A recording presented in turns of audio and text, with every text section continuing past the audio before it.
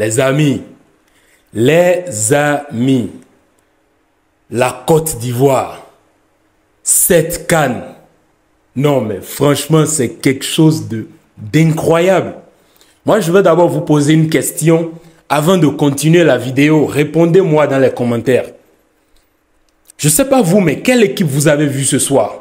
C'est la Côte d'Ivoire ou bien le Real Madrid d'Ivoire? Je ne sais pas. Dites-moi dans les commentaires parce que c'est quelque chose que tu n'arrives même plus à t'expliquer. Franchement, je cherche des explications depuis que le match a commencé. C'est une réaction à chaud plutôt. Je suis là, je réfléchis et je me dis, mais comment ils font les gars là? Comment ils font?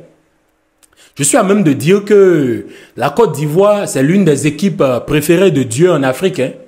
Et oui, pour ceux qui doutaient, la Côte d'Ivoire, c'est clairement une des équipes préférées de Dieu en Afrique. Tout comme le Real de Madrid en Ligue des Champions.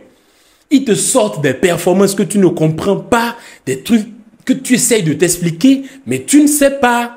Tu ne sais pas parce que c'est divin. C'est divin, ça vient du ciel.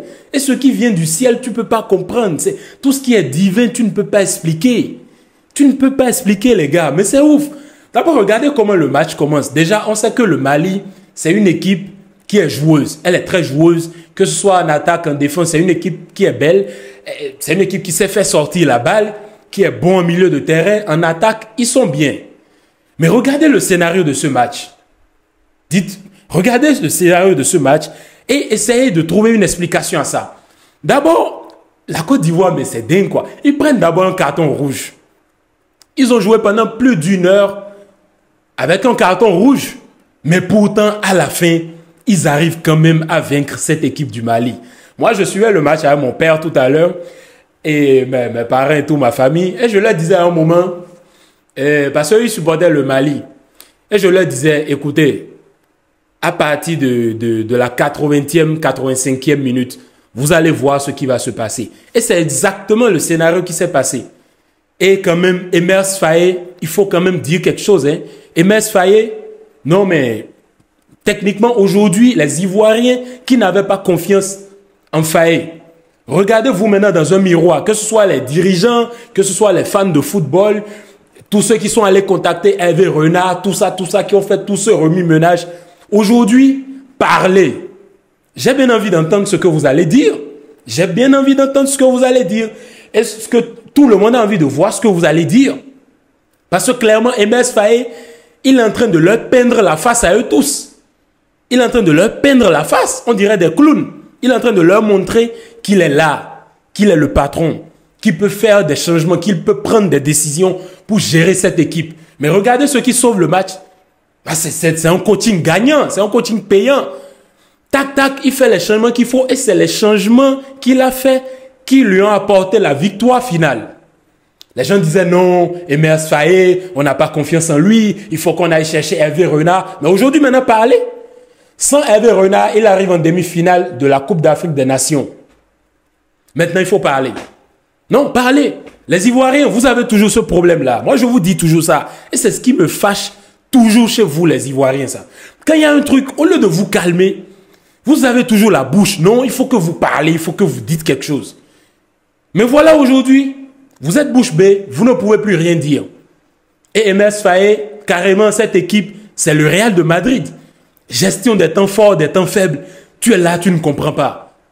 Ils sont là, bim bam, ils sont calmes. Bim bam, même s'ils encaissent, ils vont marquer. Regardez le scénario contre le Sénégal. Le Sénégal a marqué depuis la 3e minute. Ils sont restés tranquilles. Ils ont géré le match comme ils pouvaient. Le coach a fait les changements qu'il fallait. Bing bang, 86e minute, égalisation. Aujourd'hui aussi, le même scénario. Depuis la 73e minute qu'ils encaissent, ils sont là tranquilles. Tac, tac, tac, ils jouent tranquillement. Ils attaquent, ils foncent, ils essayent, ils font les centres, tout ça. Ils y vont, ils y croient. Ils ont forcé.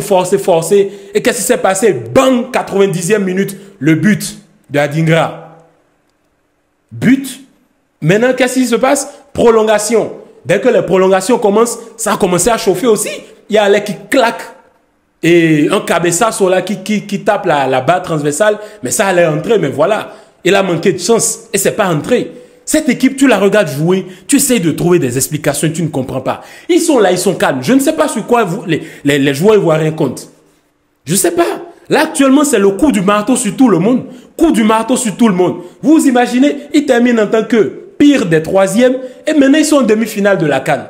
Ça, c'est le foot. Si quelqu'un, si vous expliquez ce scénario à quelqu'un et cette personne essaye de comprendre, taisez-vous juste. Parce que c'est des trucs que tu ne peux pas expliquer. C'est tout.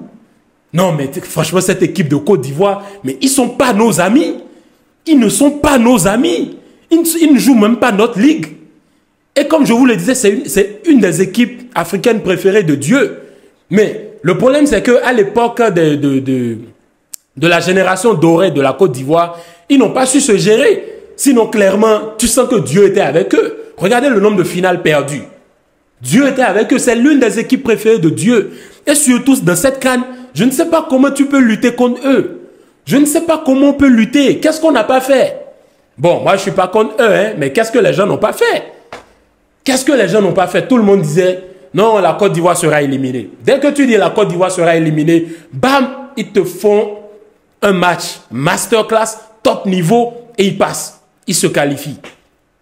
Maintenant, la demi-finale, ce sera chaud. Parce que les deux équipes, ce sont des bandits, ce sont des mercenaires.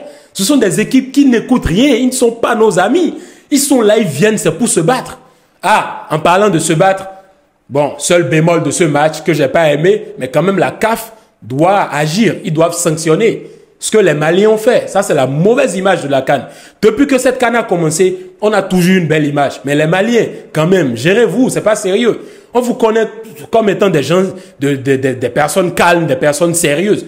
Mais l'arbitre siffle la fin du match, mais vous-même, les Maliens, même si on vous donnait encore 5 minutes, vous n'allez pas pouvoir marquer. Je ne sais pas ce que les Maliens défendaient là. Je ne sais pas. Je ne sais pas pourquoi ils se battaient. Pourquoi? Vous allez égaliser, c'est pas possible. C'est la Côte d'Ivoire devant. Et ce qui est fou, c'est que les gars, ils ont joué à 10 contre 11. Et tu ne te rendais même pas compte. En fait, tu te dis, mais sérieux, ces gars-là sont vraiment en train de jouer à 10 contre 11. On dirait le Real de Madrid. À 10 contre 11, tu as l'impression qu'ils sont à 15 contre 11. C'est fou. Ils sont là, ils jouent. Papa, caissier, sacrifice. Adingra, Diakité qui entre et claque son but à la dernière minute. Fofana qui court. Fofana, on sait que c'est un gars qui aime son pays. Il court, il va, il revient, il va par-ci, par-là.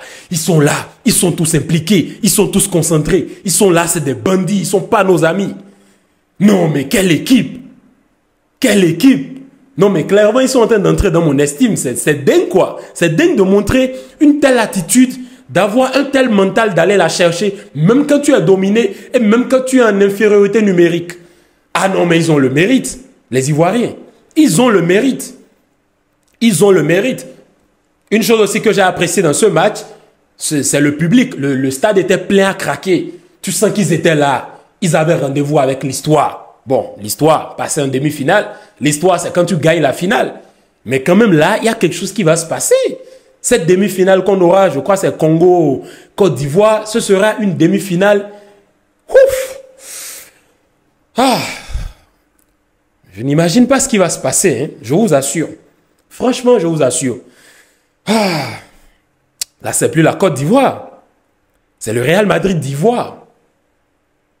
On dirait tout le Real de Madrid de 2021 ou des 3 Ligues des Champions de Zidane où tu conspirais contre eux, mais au final, tu échouais, quoi.